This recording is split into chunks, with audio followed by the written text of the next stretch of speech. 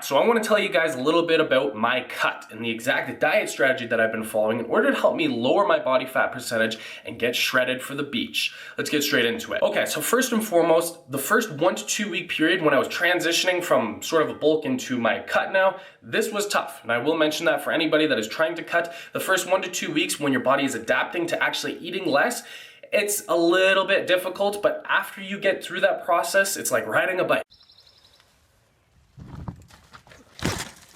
It's tough at first, but after the first little while and you got momentum, it's good to go. I feel great now, and yeah, it's really simplistic at this point right now. So what I've been focusing on is getting a lot more less calorie dense foods, adding in more high fiber foods, and minimizing all of the foods and the quantity of food that I was eating when I wasn't on my cut. Not drastically, it's very manageable. So my first meal of the day, I try and prolong right from when I wake up. I wake up at about 7:30 a.m. I used to eat breakfast directly after waking up. Now I try and create a window of about 2 hours, 2.5 hours, so I'll eat my first meal at about 10 a.m. The more space that I create in between my meals, the less I'm actually going to be eating throughout the day, thus allowing me to get into a calorie deficit. Now that meal is always the same. It's a peanut butter sandwich, a whole wheat bread with a light amount of peanut butter. I do not go crazy on that at all. I used to have a giant bowl of Vector cereal with milk. Now after that meal, I am again prolonging that window in between my next meal as much as I possibly can. Normally I would have eaten at about 11:30. Now I'm trying to push that off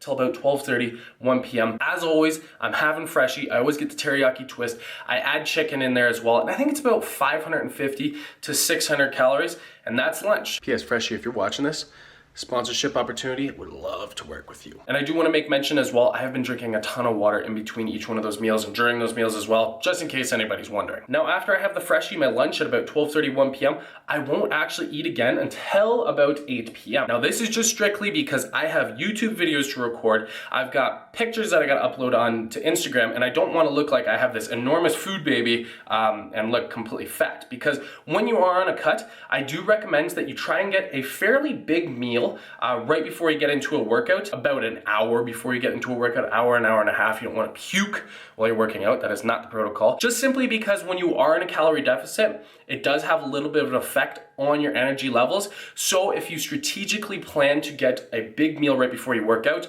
you'll have the energy to actually crush it still. So I'll do my work throughout the day. I'll go into the gym, do my workouts, and then do my cardio, and then I won't eat until, like I said, about 8 p.m. And I'm trying to push from the moment I finish my workout till my next meal. I'm trying to make that about an hour to an hour and a half. Like I said, trying to create large windows in between my meals. Now with a meal that I'm actually going to be eating, normally I would have had pasta. I would have had about 3 bowls of pasta with a ton of noodles, a ton of sauce. Not doing that anymore. What I'm having now are stir fries. No, I'm not even having rice with these stir fries either. It's just a ton of vegetables. I got kale, I got spinach, I got bell peppers, I got mushrooms, I got beets, I got butternut squash. I'm packing like a ton in.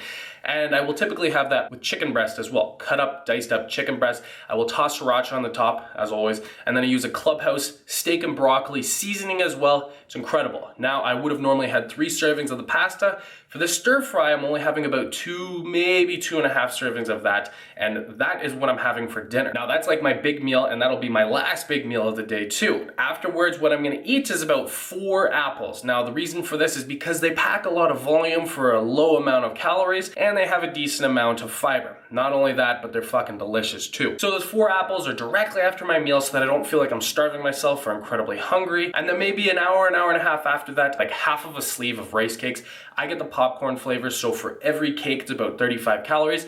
Half of a sleeve is 7 of those, so it'll get you about 240 or 245 calories per one of those sleeves. It's actually pretty good because you give yourself the feeling and the satisfaction of putting something in your mouth to actually eat, which your mind is kind of addicted to when it comes to eating. Now, the very last thing that I will eat after that is, again, another whole wheat peanut butter sandwich.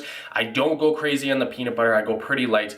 Normally, I might have had like a bowl or 2 of cereal, Vector cereal with milk. I don't do that anymore. And sometimes I might have had a granola bar or 2 after dinner as well. I don't have that. And I've eliminated the granola bars from my cupboards. I've eliminated the cereal from my cupboards as well, so I don't even have the temptation. All the foods that I need to eat throughout the day, the rice cakes, the stir-fry ingredients, which most of the time is chicken, sometimes is ground beef, all the vegetables, the apples, All that stuff, that's pretty much what I eat. And I pretty much eat that every single day from Monday to Friday. And then when it comes to Saturday and Sunday, those are kind of like my cheat days. I'm not letting myself as loose as I used to before. I'm eating less as well. I'm trying to hold off in between meals as well. And that's normally something I never do if I'm not cutting down or shredding right now. So there you guys go. That's my exact Tanner Wideman BarbarianBody diet that I've been following for the past couple of weeks that I plan on maintaining for another few weeks. We'll see. We'll play it by ear if I want to make it a little bit more strict because I want to lose more fat, or if I'm going to add in more cardio. We'll see. Hope you guys enjoyed the video, and if you did, then be sure to give your boy a like down below, and also be sure to subscribe for weekly workout tips and nutrition tips that you will not want to miss. Thank you so much for joining me, you guys. I'll see you in the next video.